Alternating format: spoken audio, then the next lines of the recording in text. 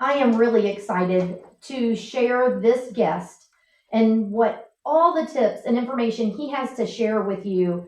Eddie Rice, thank you so much for taking time to join us on our podcast. Mike and I are both excited to be here with you. And I know Sharon would be. She's not in studio with us today, but she's always with us in spirit. So, Eddie, thank you so much for sharing your time and coming on not only to talk to me and Mike, but our entire audience. Thank you, Christina and Mike. It's a pleasure to be here. Well, before we hop right into this topic, and just to give you a little teaser about what we're talking about, toast. There's so much more to it than you might think.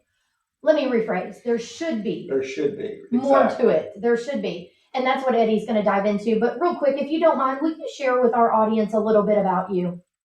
Sure. I'm a speechwriter of 10 years. I have done everything from TEDx talks to wedding toasts to keynote speeches for just everyday people and anyone up to the level of college president and trustee, and then business owners and CEOs as well. So people come to me with just a jumble of ideas, and I help take those ideas and shape them into a great speech. Wow. And what better, I guess, step to take than to help people with toast? It's such an important part. I don't really know. I think some people realize the importance of toast, but it really is a big part of the reception. It's a very big part. And you know what I hate is when people just wing it and fly by night and they just get up there and they make fools of themselves. I mean, they think it's funny, but really it's a very important part of, bringing this couple together. Correct. Well, and being asked to do that, you must be very important, I would think, to the couple to be invited to do that in the reception. And Eddie, in reviewing some of the information, I'm excited to share with our audience that you have a book available. And I think it's fabulous. But I know today you're going to talk with the audience about some tips in regards to their toast. So for our audience, this is a great episode that you can share out with whoever you're asking to be part of the toast or to do the toast, or even your wedding party. So, Eddie, I'm going to put you on the spot for a minute. Go for it. What is one tip that comes to mind? If you had engaged couples in a room and you had 1 minute to say something to them, what would you say? I would say, when it comes down to giving a great toast, you want to honor the person and honor the event. If you can do that with your toast, it won't come off as a roast. And instead, you will tell stories and great things about the couple that you are toasting that will stay with them and live long in their memory forever. Good. That's good. Well said. Well said. Very good. Said. And he's probably thinking, well, I hope so, since what his background is. But okay. All right, Eddie, where do you want to dive in?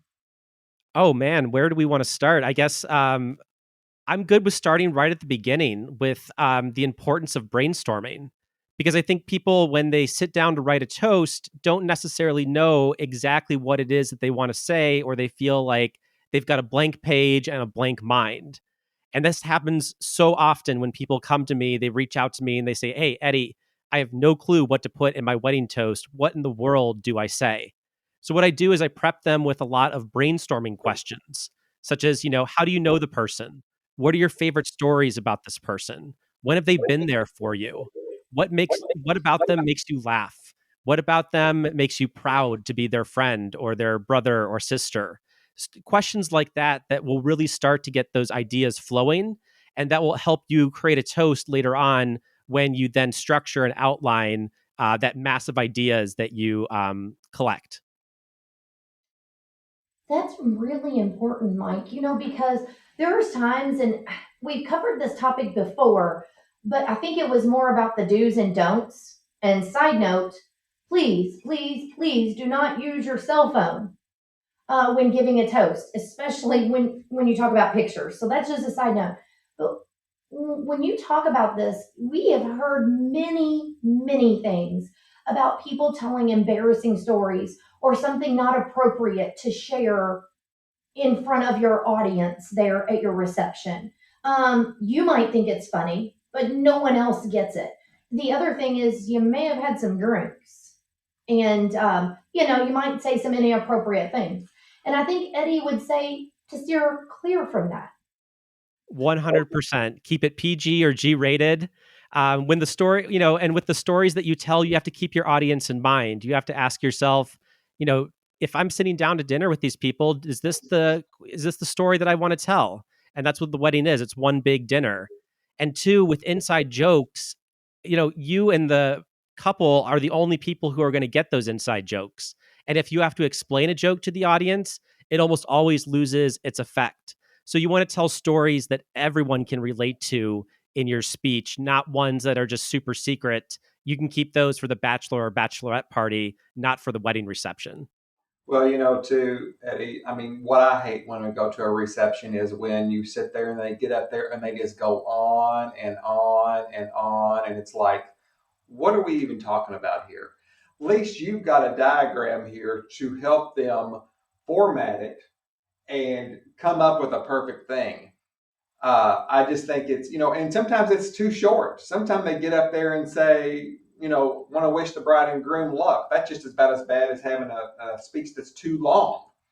So, I mean, the information that you've got here to give these, I always want to say, usually the maid of honors are usually pretty good. The poor guys are the ones that, you need to will them in a little bit. But I've also been and seen the opposite, where you would have thought that the one on the bride side would have been like, she's going to knock it out of the park, but she's so nervous, or she's had a few too many drinks. Great speech, or she spent time putting it together, and she fumbles through it, where you think that she is going to do better than the groom side. So I see the importance of how Eddie has put this together with structure and the other things he's going to talk about to really kind of help you through that. Oh, well, thank you. Yeah, I think structure is incredibly important, and so is length. You don't want it to be 30 seconds long and you just say nothing at all, but you don't want that 15-minute toast as well. I tell people, strike a nice balance in the middle, shoot for 5 minutes, 7 at the very, very, very most. But if you can do 3 to 5 minutes for your toast and still get a great story in there, you're going to be in a very, very good spot to give a great speech. Mike, I've actually been at a wedding, a reception, I should say. I don't remember how long ago this was, but the person on the groom side got up and said, I don't remember what I'm supposed to say, but congratulations to the couple, and walked off. Oh my No, gosh, that was it? raise your glasses. No, and people were just looking around, like waiting for him to come back, like it was a joke. Well, and you know what? That's actually an embarrassment. If that was my best man, I'd be embarrassed because as you're a part of my life that I've asked you to do this, and then you do that, and I think that's bad. Well, and I'm sure Eddie can dive into this deeper, but I think people want to be heartfelt and they're not really sure how to put those words down. And it's one thing to write it down, but also, getting it out, and especially in the moment, because there's a lot more emotions and everything tied into it. So I see the benefit of the structure and timing it out. Well, I think this is great for the father of the bride. Also, we're talking about toast from the, The the reception. reception, but the dad always gets up and gives a speech, and I think that is so. He's the older. Everybody thinks that he should know everything and do it, perfectly. But really, even older people aren't good with standing up and talking in public speaking. Well, you're also talking about emotions. Yeah. I mean, for those fathers that maybe this is their only daughter, maybe they've not been through this before. It's like getting up on a stage in front of 1,000 people and you've not spoken. You've not got up and given a speech in front of that. So, Eddie, I'm sure that this can be applied to anybody given toast at any given point throughout the wedding, at any parties or events. Oh, very much. Yeah. The structure that I recommend in the book, I've got a few of them, applies to maids of honor, best men, father of the bride. And just to really, for the listeners back at home, the structure is this. The one that it's kind of like my go-to is you introduce yourself, you welcome people, you tell them who you are, then you tell one heartfelt story that summarizes your feelings for the person that you're toasting. You give one message to one member of the couple. You give another message to the other member of the couple. You give a little bit of advice at the end. And then you end with a 1 to 2 line, raise your glass and cheers. And that's all it has to be. It doesn't have to be a big production. And I also tell people, look, you don't want to have a long speech because it's going to take even longer to prepare and get it ready. Instead, it's so much easier to write out a shorter speech and prep that ahead of time than trying to get up there and give some sort of 20-minute monologue that's going to put everyone to sleep after about 7 minutes. Okay, so you just made me think of something. How long do you feel like people should work on this process? Like, obviously, I'm sure you're going to say not the day before the event, but Of course. honestly, like, what should a person set the expectations for them? What have you found is a good process as far as timeline goes? I think if you give yourself a month ahead of time to write the speech, you're going to be in a pretty good spot. I would spend 2 weeks on writing it and then another 2 weeks on your rehearsal and your delivery. And if it's a 5 minute speech, you can practice it, in the shower, on the way to work, when you're out for a walk, wherever you get those quick 5 minute breaks during the day, you can practice it. But I would, make sure that the writing of the speech and the delivery and practice of the speech are given equal weight. Because you're right, you don't want to wait until the last minute to write it, but you also don't want to be writing it at the last minute where you have no time for rehearsal and then, you're a nervous wreck on the day of. So I would make sure that you balance the two out. And I think giving yourself a month ahead of time is plenty of time. So, from the way you're saying this, you're saying rehearsing. I'm hearing you say not read off of something. Yeah, so I think it goes a little bit of both ways. What I would do is I would rehearse the speech enough to where you've internalized it and your notes are just backup. So I talk about doing something called scaffolded memorization, where you print out the speech that you want to give. It's all written out. You get used to giving that speech as much as you can. Then you rewrite it as an outline with just kind of the big ideas on the paper. Give your Okay. speech then from that outline. See how well and confident you can do it. Forgive yourself for any mistakes that you make. Then create a shorter outline and a shorter one until you can just get it down to note cards. And then that should be enough that you can use those note cards as backups. But you've practiced it so many times with those outlines, shorter and shorter each time, that you've started to internalize it and actually memorize it. It's a way to kind of trick your brain into doing it in short steps. What about if someone says, "I'm not a writer. I I can't write. I'm not good at that." What do you say? I think I would love to say that we're all writers inside, but what I would tell them, to give them some pretty good practical advice is you can do a few things. First, you can use a voice recorder app and just speak your ideas out loud and then get them transcribed then later using like rev.com or any other transcription service that exists on the internet. So I would tell them that. And then two, if you're still stuck for ideas on what to say, bounce ideas off of others. Talk to members of your family that know this person that you're toasting. Ask them for ideas, words they might want to say. And you're going to find when you're talking with others that you're going to remember certain stories about that person and things that you wanted to say.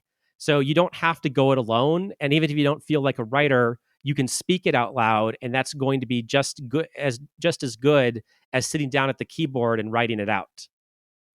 Well, I don't think you have to, you don't want it to come across as being scripted either. No. So, I mean, just like you said, you don't have to have it written out completely. I think it'd be more personal if you did get up there. Yes, you had in your mind what you wanted to say and practiced it, but not to actually read it off a card. So, I mean, And I've seen people actually do that, even read it off of their cell phones, yeah. line by line. And it's, you miss that emotional piece. Like, they're so nervous that they're just reading the line after line, and you miss that connection opportunity there in that moment. I mean, I think it's something that you have to, especially if you do not public speak. I think it's something that you have to just work with and but be yourself too. I Mm-hmm. mean, I would rather have somebody be their self, not joking or anything like that, but be yourself and know it's coming from your heart and not just reading it off your phone or a piece of paper. Yeah, I totally agree with that 100%. And so that's why I recommend the scaffolded memorization to where you just get it down to note cards and you are more performing it. And those note cards are just there as backup. But yeah, if you're reading it line by line, it's going to sound like you're reading a book up there. And that's going to Yes. bore people and they're just not going to get it. And your lines aren't going to land. So even if you are using notes when you're up there, you want to make sure that you're still looking out to the audience, you're still making eye contact with the people that you want to talk to so that you make sure that those heartfelt lines truly land when you're giving the toast.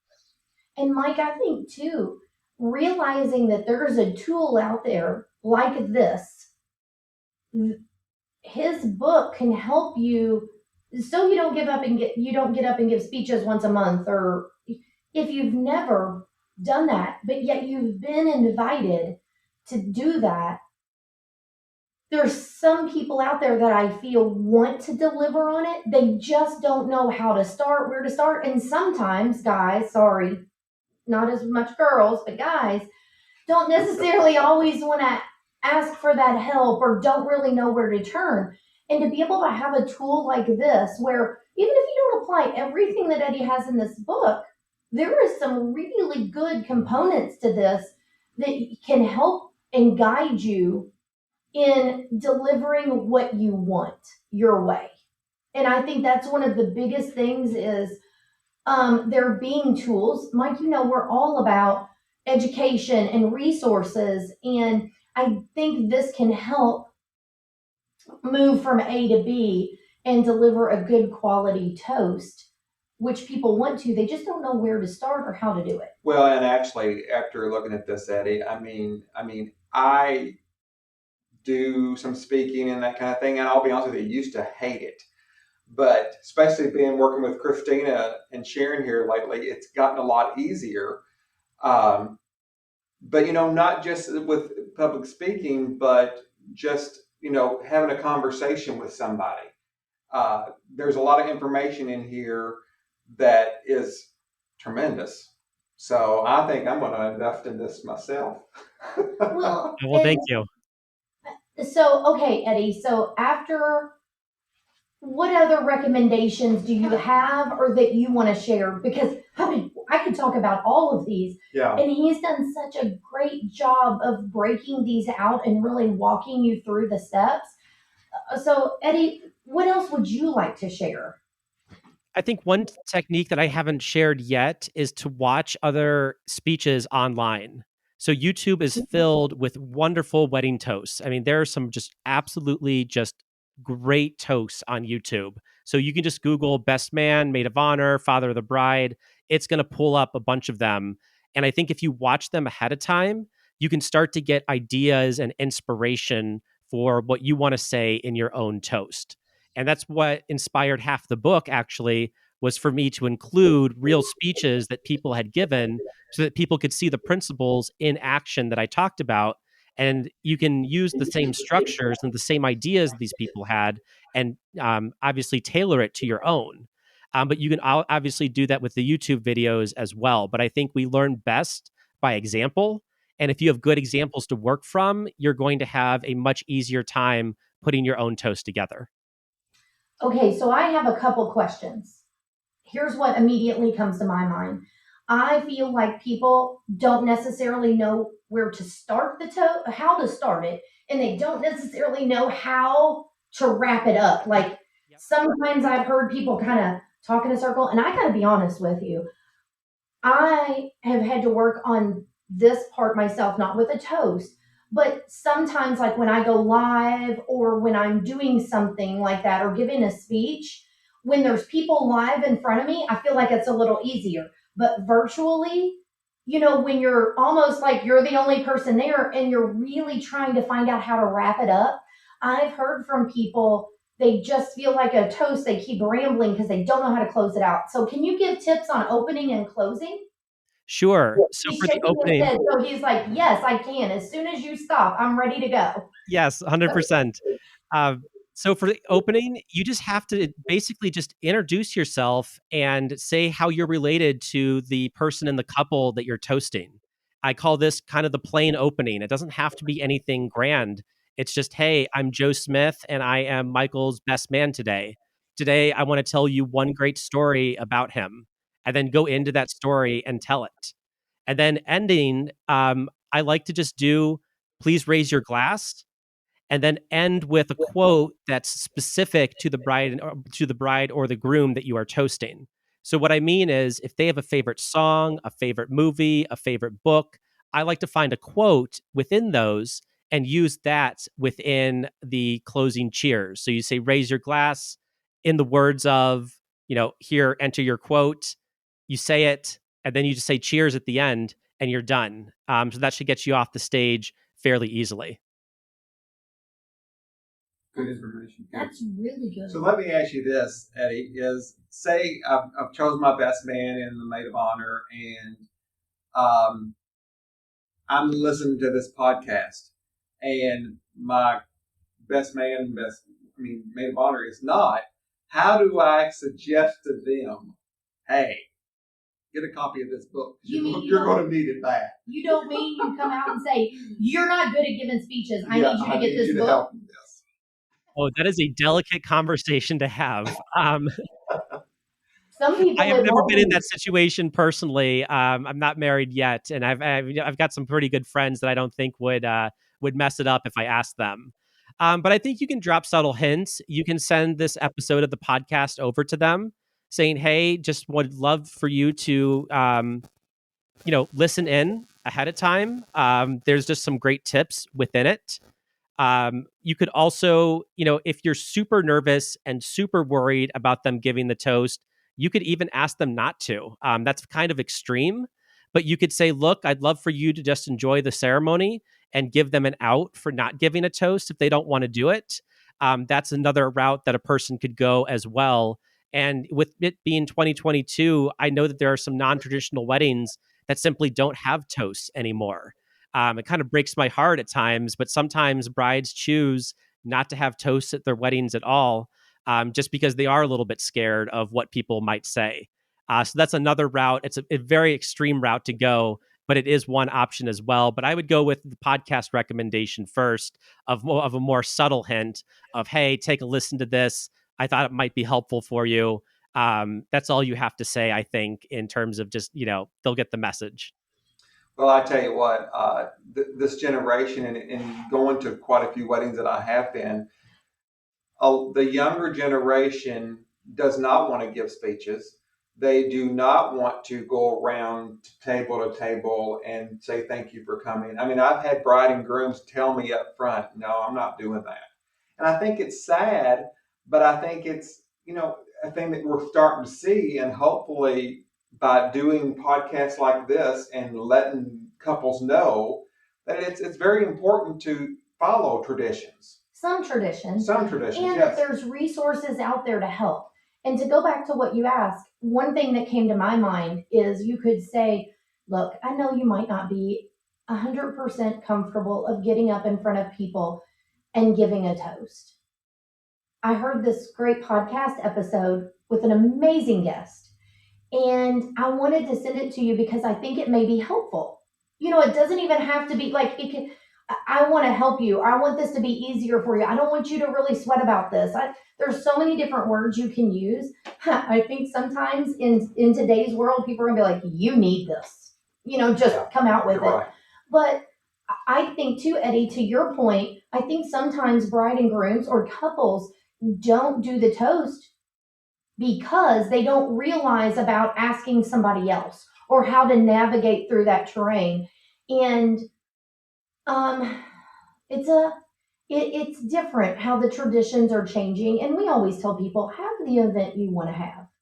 Now, if you do not want to have toast as part of your event, and that's how you want it, we always tell people, have it your way, do it your way.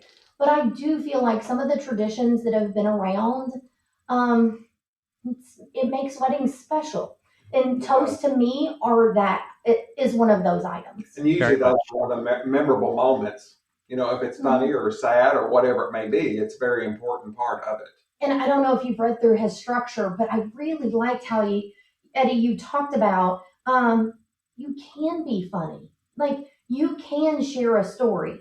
It doesn't have to be distasteful. It doesn't have to be R rated. You can incorporate a story.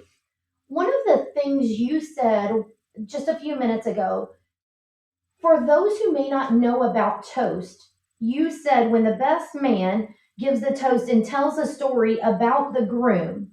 Would you touch on this just a little bit? So, for let's just say the best man, is his stories and what he talks about supposed to be just towards the best man, or is it supposed to incorporate the couple as well? I think if you have the time, it should definitely incorporate the couple as well. I think it really depends on how well you know the other member of the couple and what stories you have to tell about them. So if you have the story of how they met and you want to tell that story, I think that's perfectly okay for you to go ahead and tell. Check with the other person giving a toast to make sure they're not trying to tell the same story ahead of time, of course. But yeah, Very you good want to point. talk about how you met the other member of the couple, what impressed them about you, what you cherish about them, why they're going to make a good married partner for the other person in the couple. 100% definitely give that heartfelt message to the other person and make sure that they're included in your toast as well. You don't want it to be one sided. Well, and so I hadn't even really thought about that. But Mike, for those that maybe have went to school together, college together, but you don't live in the same area, you've not been around that person's significant other, to realize that you can still do the toast. It doesn't have to all be about the couple. There could be subtle hints or something said. I think that's also important to share because I think people don't know anything about, they've just maybe attended a wedding where there was a toast. Right. What advice, Eddie, would you give to someone that has never given a toast before Ooh, and good question. overcome their fears to prep themselves for that? One, if you have enough time, go to Toastmasters. It's a weekly group that meets and people give speeches and they practice leadership as well. So it's a group that meets where you give prepared speeches and impromptu speeches and you get feedback in a supportive and affirming environment. And I know plenty of people that joined Toastmasters simply because they were going to be giving a wedding toast and wanted to be more confident when giving a speech. And you can just Google for Toastmasters groups in your area to go join, and that will help you, get opportunities to practice public speaking. And even if you wanted to practice your toast in front of them too, and get feedback from the audience. And then second, if you're having trouble in the preparation stage, if you feel that you're kind of nervous, I recommend deep breathing. So you breathe in for a count of 3 seconds, you hold it for 3 seconds, and then you exhale for 3 seconds. And then you repeat that process, adding a count each time 4, 5, and 6. And what that's going to do is it's going to bring your heart rate and your breathing rate down, and you're going to be much more relaxed than when you were previously. So that's helped out a lot of speakers. You can do it right before you go on stage, and you're going to be in a much more relaxed, confident frame of mind when you go up there. That's good tips. I did a wedding show for AIFD about 3 years ago. There was about 3,000 people in the audience.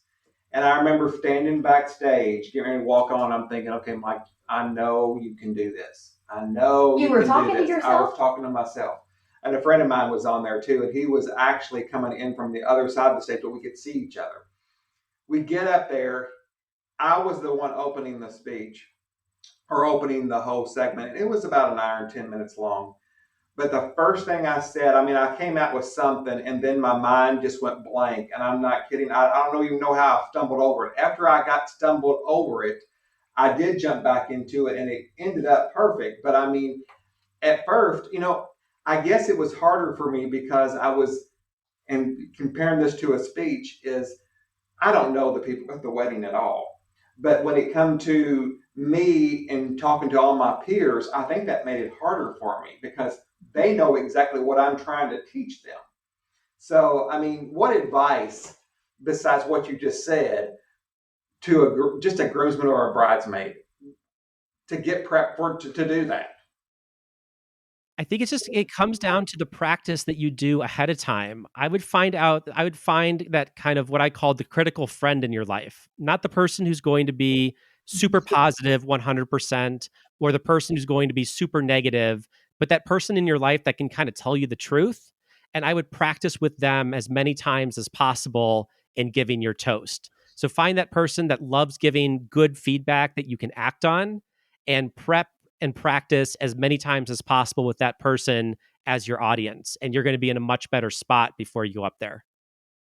That's a really good advice. And the breathing thing, Yeah. I have heard that many a times, not necessarily exactly how Eddie said it, but just those few seconds can really add some clarity and some calm right before you do something like that, a toast, a speech, anything like that. Eddie, I'm gonna be honest with you, I feel like this is a topic we could sit here and go through, talk about, discuss, give examples, and we'd be 4 or 5 hours in. We I would. feel like what that means to our audience is there's so much available in your book to help guide you, no matter if you've given one before, you haven't given one, you've never spoken in front of people, you don't know where to start. And I think that's what makes it a great resource. And I can't thank you enough for being willing to come on, share with our audience, and we will definitely make a link available in our show notes where people can get access to that. I know you said it's available on a couple different places for purchase. I'm so thankful to be able to know you, to be able to share this out. Yes, and great information. Thank you so much. I think a lot of people will learn from this and Even people hopefully that make it easier for them and calm their nerves. and I think too, even if you're not doing the toast, but you've got to give up and give a speech at work, or you are leveling up in a company and you have to start conducting meetings and things like that. There's so many other ways that this can be helpful. And Eddie, before we completely wrap up, is there anything else you'd like to share? And if so, please do. And if not, would you just share a little bit more about where people can connect with you? And we will put the links for sure about the book available to our audience. Yeah, just one last piece of advice. It's what I said earlier, but I think it bears repeating. Honor the person and honor the event with your toast. If you can do that, you're going to be in a really, really good spot. And then finally, you can find me over at Rice Speechwriting. That's RICE, just like the food, followed by the word speechwriting.com. No hyphens or dashes, just ricespeechwriting.com. You can connect with me there, contact me if you want a speech. And if I'm not available, I have a team of writers that can help out as well, who are just as good, if not better than me. So I can definitely help you out if you do need some help from me. And of course, connect with me on LinkedIn as well. I'm just at LinkedIn / Eddie Rice. Eddie, that makes okay. I want to call out something here. So even if they don't, so they could get the book, or you're saying you can also help people with writing their speech. Yes, I'm 100% available for that. As long as it's not like right at the last minute, as long as we've got a week or two, we can make some magic happen. So let me ask you, because I was going to get into that also. If I'm doing a stage presentation and I sent you information on the stuff that I wanted to say, you would put it in words for me. Is that correct? To an How does extent, that work? yes. I would get that information from you, but then we'd have a brainstorming call where we'd go more in depth on what it is that you wanted to say. I'd ask a lot of follow up questions, but then from that, I could create an outline, a structure, and a speech from our conversations together. When I work with people, it's a true partnership. It's not just me writing on a topic and saying, here, deliver this speech. It's really us brainstorming, trading drafts back and forth, and really working closely one-on-one together to create a great speech. Okay, Mike, Okay. this is the wedding podcast, but I'm glad you got that information. We will definitely be connecting up, it sounds like. But Eddie, thank you so much for not only sharing your tips and information, but also sharing with us about your book. I do think it's very valuable and a great resource. And we really appreciate you taking time to come and talk to not only us, but also our audience. Christina and Mike, it was absolutely wonderful to talk with you. Thank you so much. You're very welcome. Thank you. For all of our listeners, thank you for tuning into this podcast episode. We want to hear your feedback as always. Did you find this topic beneficial? Mike, I think we're going to hear yes. Definitely. That they're sharing it to someone. Who are you sharing it to? And hopefully, this can help with making those toasts more memorable, but also the people giving them where they can feel more comfortable and also enjoy that moment because it is special that you've been asked or invited to give that toast. So, Eddie, thank you again. And to all of our listeners, thank you so much. Make sure you subscribe on your favorite podcast platform. Until next time, see ya.